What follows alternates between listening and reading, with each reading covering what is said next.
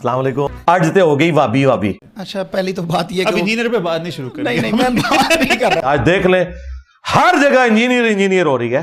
मैं ये कह रहा हूँ कि भाई है तू प्लम्बर।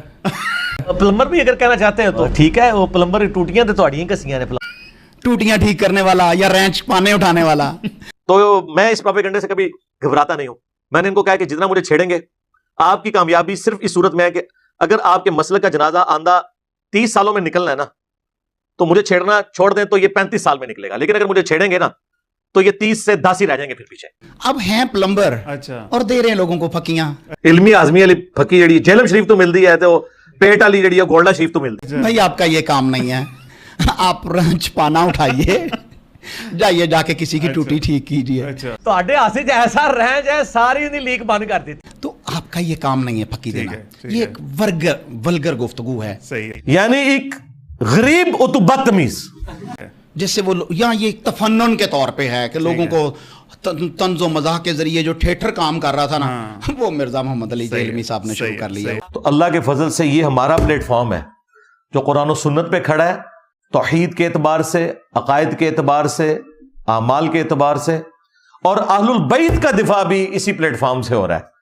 और अहलुल बैत के दुश्मनों को नंगा करने वाला प्लेटफॉर्म भी हमारा प्लेटफॉर्म है कुरान और सुन्नत की रोशनी में। हालांकि कुरान मजीद फुरकान हमीद सूरत अल हुजरात में हमें ये तालीम देता है, इन जाकुम फासिकुम बिनबइन फतबय्यनु, कि अगर आपके पास कोई झूठा या कोई भी शख्स खबर लेके आए तो उसको काउंटर चेक कीजिए, उसकी तस्दीक कीजिए। उलमा से पूछे, बल्कि पूछो ही ना उलमा नो कि कितने लिखे है। अभी हम यही तो कहते हैं कि प्लम्बर जो है वो आपको इंटरनेशनल नंबरिंग के झांसे में धोखा दे रहा होता है। दफा करो इनू इंजीनियर नु ए तुसी आप पढ़ो 2812 आप पढ़ो, आप पढ़ो। हदीस बता होता है ये बुखारी में है, ये मुस्लिम है, लेकिन जो उसने पिक्चर लगानी होती है वहां पर वो मौजूद ही नहीं होती। अरे झूठ बोल रहा है, ये झूठ बोल रहा है। बस अब एक काम रह गया कि इमाम बुखारी खुद कब्र से निकल के तो कहें 2812। पता कौन करेगा? अच्छा, जो हदीस के साथ टैली करेगा। इनसे जाके राय की बजाय आप इनकी किताबें खुलवा लेना। जो गालियां ये मुझे दे रहे हैं वो आपको भी देना शुरू कर देंगे। सुनी सुनाई नहीं, ओरिजिनल बुक्स मौजूद हैं। मैं ही प्लेनेट अर्थ पे वाहिद बंदा हूं जो कहता हूं सारे उलमा के पास जाओ और उनसे ये जाके पूछो कि टेक्स्ट बुक्स क्या कह रही हैं, मुझे दिखाओ। अपना तर्जुमा दिखा दो। अगर इनको अरबी नहीं ना आती अवाम को, तो अपने बड़े उलमा का, यानी तकी उस्मानी साहब ये जुरत करेंगे कि मेरा तर्जुमा कुरान का अशरफ थानवी से बेहतर है? क्या डॉक्टर तालुक कादरी साहब जुरत करेंगे कि मेरा तर्जुमा अहमद साहब रिजवी से बेहतर है? कभी कोई जुरत नहीं कर सकता। अपने बड़ों के तर्जमे दिखाओ और बताओ जो उन्होंने तर्जुमा किया है कुरान का और सुन्नत का, हदीस का, और तुम क्या बात कर रहे हो। ये उलमा यहूद की मिसाल है जो अल्लाह ताला ने फरमाया कि आप गधे के ऊपर किताबें लाद दो ना तो वो सिर्फ बोझ ही उठा सकता है, उनसे इस्तेफादा नहीं कर सकता। उलमा यहूद को पता था ये आखिरी पैगंबर वही हैं जिनकी प्रोफेसीज हमारी किताबों में मौजूद है, लेकिन उन्होंने जिद की वजह से अपनी किताबों का भी डिनाइल किया। तो अल्लाह ने फरमाया तुम तो गधों की मिसाल हो, जैसे गधे ने बोझ उठाया, तुमने किताबों का खाली बोझ उठाया। इन्होंने किताबों का बोझ उठाया हुआ है। इसलिए मैं कहता हूं कि हमारी किताबें पढ़ी हुई हैं, इनकी किताबें पढ़ी हुई हैं शोकेस के अंदर। तो इनसे कहें कि बताओ क्या लिखा हुआ है। मैं कहता हूं आप जिस फिरके के पास जाएंगे ना उधर ही आपको मेरी बात का जवाब मिल जाएगा, दूसरे के पास जाने की जरूरत नहीं। और दूसरी बात मैं कहता हूं एक बंदा अगर कोई बात दिखा देता है ना उस पर रिलाय ना करें, दूसरे के पास भी जाए, तीसरे के पास भी, लेकिन सबसे रेफरेंस मांगे। और फिर अल्टीमेटली आप जब हम तक पहुंचेंगे तो आपको पता चलेगा कि इस प्लेनेट अर्थ पे सिर्फ हम है जो कुरान और सुन्नत के रेफरेंस दिखाते हैं, बाकी सिर्फ गपशप बताते हैं। नहीं, आप मिशकातुल मसाबी को ऑथेंटिक नहीं मानते? भाई मैंने कहा है, नाम लिया है। सिर्फ वो इंटरनेशनल नंबरिंग सिर्फ मिशकात के साथ बोलते हैं। नहीं, और जगह पर भी बोलते हैं, और जगह पर भी बोलते हैं, और जगह पर भी बोलते हैं, ठीक है। और वहां पर भी वो अपनी वेल्डिंग उन्होंने की होती है। जब आपको हदीस का नंबर बता दिया, हदीस का ओरिजिनल जो इमेज था वो डिस्प्ले करवा दिया, अरबी हदीस भी, उर्दू भी, तो पीछे कुछ रह तो नहीं गया। तो एंड रिजल्ट ये है कि झूठे बंदे की तो एक ना एक दिन मौत हो ही जाती है, और जिल्लत की मौत होती है, जिस तरह इन फिरकों की मौत हुई है अल्हम्दुलिल्लाह। एक मामू के पीछे तुम लोगों ने अपने आप को जलील करवाया, मुझे तो कोई नुकसान नहीं है। मैंने बताया कि अहले हदीस फिरका गया, बल्कि ऊपर मट्टी भी डाल गई है और कतबा भी लग गया और उस पर लिखा हुआ है 2812। हमने तो बुखारी मुस्लिम की रोशनी में खिलाफत व मलूकियत का मुकदमा 5B में पेश कर दिया, वो आप देख लें। ये वो हदीसें हैं जिनको ना ये थूक सकते हैं ना निकल सकते हैं। इनकी मौत तो एक ही हदीस है कि अम्मार को एक बागी जमात कत्ल करेगी, अम्मार उन्हें अल्लाह और जन्नत की तरफ बुलाएंगे और वो जमात जहन्नम की तरफ बुलाएगी। इसमें नबी इस्लाम ने हजरत अली की मुखालिफ जमात अहले शाम को कहा जहन्नम की तरफ बुलाने वाली बागी जमात। جہنم کی طرف بلانے والی باغی جماعت. اس سے بڑی تو کوئی حدیث نہیں نہ ہو سکتی.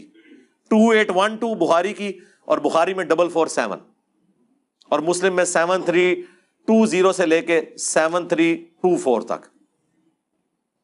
اس کے بعد کس چیز کی گنجائش رہ گئی ہے؟ یہ تو نبی الاسلام کا فرمان ہے. او جی آپ سے قیامت کے دن پوچھا جائے گا, تو سب سے پہلے تو مجھے بتائیں, کیا رسول اللہ سے قیامت کے دن پوچھا جانا تھا کہ یا رسول اللہ آپ نے امت کو یہ بات کیوں بتائی ہے, یہ کیوں نہیں بتائی کہ عمار کو باغی جماعت قتل کرے؟ جی پوچھا جانا تھا, اسی لیے حضور نے بتایا. ترمذی ابو داؤد کی حدیث ہے, جسے حق بات معلوم تھی اور اس سے پوچھی گئی, اس کے باوجود اس نے چھپا لی, تو قیامت کے دن آگ کی لگام اس کے منہ پر ڈالی جائے گی. اور اس سے بڑھ کر سورۃ البقرہ میں ہے کہ جو اللہ تعالیٰ کی طرف سے آئی ہوئی خبروں کو چھپا لیتے ہیں, ان پہ اللہ کی لعنت, تمام فرشتوں کی لعنت اور تمام لعنت کرنے والوں کی لعنت, یہاں تک کہ وہ توبہ کر لیں اور وہ حق بات جو چھپائی تھی لوگوں کو بیان کر دیں, پھر اللہ تعالیٰ انہیں معاف کرے گا. آیت نمبر 159 اور 160 ہے سورۃ البقرہ کی. یہ تو ہم نے 5B کے شروع میں ڈالی ہے, تو ہم نے تو کوئی اس حوالے سے معاملہ نہیں کیا.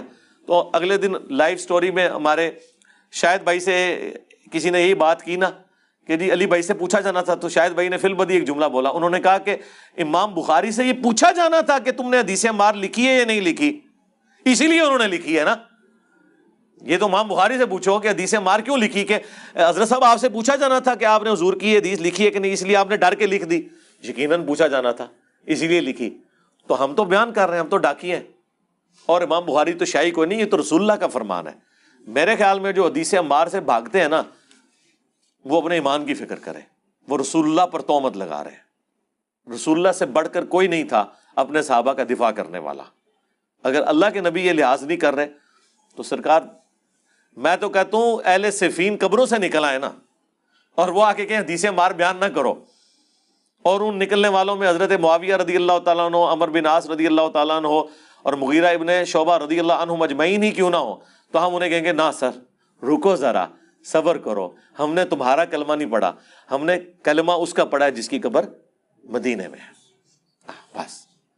تو تواڈے مولویاں دے وی لاگ سانو کی تنگ کرن گے, تسی جنہاں دا دفاع کر رہے ہو وہ بھی باہر نکلنا سی, انہوں نے بھی نہیں گل مننی.